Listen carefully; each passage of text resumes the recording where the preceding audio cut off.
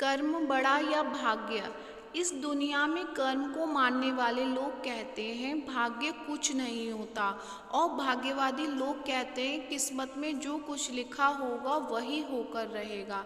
यानी इंसान कर्म और भाग्य इन दो बिंदुओं की दूरी पर घूमता रहता है और एक दिन इस जग को अलविदा कहकर चला जाता है। भाग्य और कर्म को अच्छे से समझने के लिए पुराणों में एक कहानी का उल्लेख मिलता है। एक बार देवर्षि नारद जी बैकुंठ धाम गए। वहाँ उन्होंने भगवान विष्णु का नमन किया।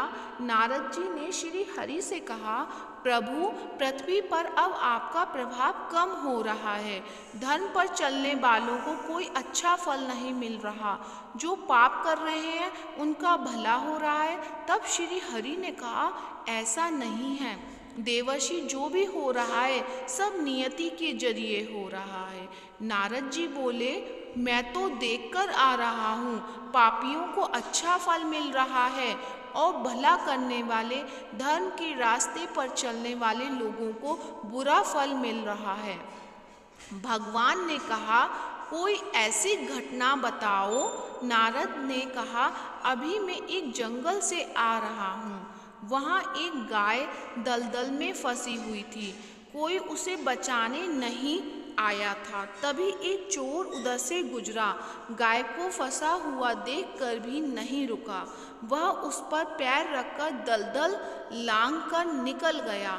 आगे जाकर चोर को सोने की मोहरों से भरी एक थैली मिली। थोड़ी देर बाद वहाँ से एक वृद्ध साधु गुजरा।